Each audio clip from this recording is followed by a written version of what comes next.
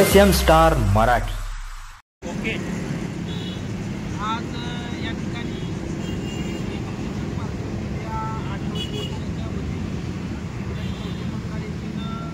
Police स्टेशनच्या विषयासंदर्भात आज गेली 2 दिवस झालं जितेंद्र अशोक म्हणजे नानार शुद्धोन यांनी जे आमरण सुरू केलेलं आहे त्या कवटेमंकाळ पोलीस स्टेशनमध्ये ज्योतिराम पाटील असतील, गुंडास्वामी असेल, राजेंद्र मानवर असतील, राकेश पाटील असतील किंवा कावरे कारकून या 5 जणांनी मिळून या आमच्या आंबेडकरी समाजातील कार्यकर्त्याची ट्रॉली या ठिकाणी विकलेली आहे, परस्पर विकलेली आहे, जप्त केलेली ट्रॉली आणि जवळपास 50,000 रुपयाला त्यांनी ट्रॉली विकून गौडबंगाल केलेला आहे।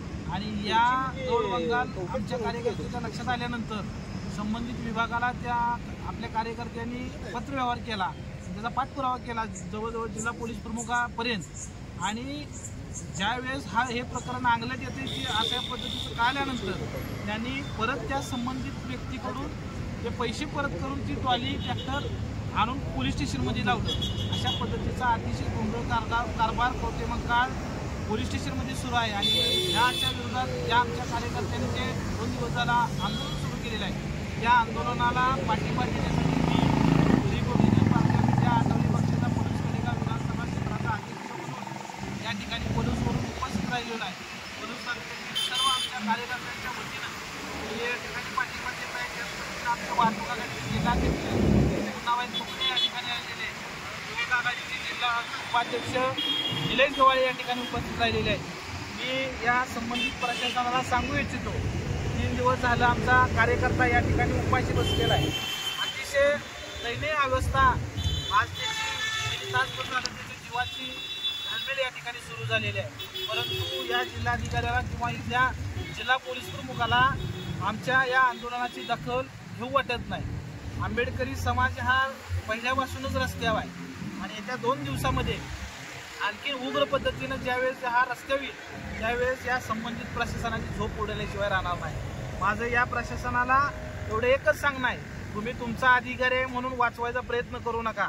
जोपर्यंत ठाम निर्णय होणार नाही तोपर्यंत या ठिकाणी जीवाची बाजी लावून हा कार्यकर्ता लढत राहणार आहे।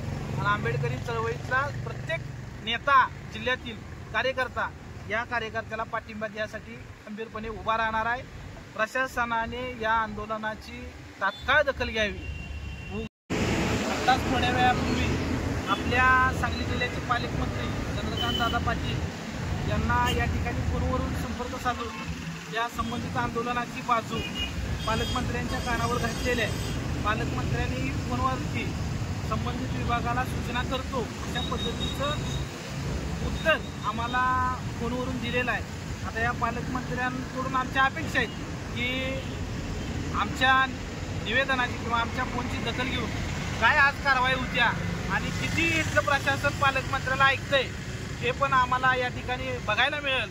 आणि पालकमंत्र्यांनी आमची दखल घ्यावी अशा पद्धतीची भूमिका आम्ही फोनवरून पालकमंत्र्यांची मांडलेली आहे। स्वरूप किंवा कायदा व सुव्यवस्थेचा प्रश्न निर्माण होईल अशा पद्धतीची भूमिका या प्रशासनाने घेऊ नये। या ठिकाणी तालुकाध्यक्ष आमचे पिंटुमाने असतील, आमचे मिरजचे वाघमारे साहेब आहेत, सर्व नाईक साहेब आहेत, या सर्वांनी या आंदोलनाकडे ताकदीनं लक्ष दिलेलं आहे आणि या आंदोलनाला पाठिंबा दिलेला आहे। अशोक कांबळे साहेब असतील, आमचे जगन्नाथ टोकळे साहेब असतील, श्वेतभैया कांबळे असतील, या सर्वांनी जातीनं या ठिकाणी लक्ष घालून उद्यापासून या आंदोलनाची उग्र स्वरूपाची दिशा उद्यापासून या ठिकाणी स्पष्ट केली जाणार आहे। माझं पुन्हा एकदा या प्रशासनाला सांगणं आहे, तुमच्या माणसांनी चुका केलेल्या आहेत त्या चुका तुम्ही पाठीशी घालू नका आणि ह्या भ्रष्ट अधिकाऱ्याला बडतर्फ करा आणि जे काय आमचं म्हणणं आहे ते कायद्यानं मान्य करा एवढीच या ठिकाणी मी मागणी करतो आणि थांबतो। जय भीम, जय भारत।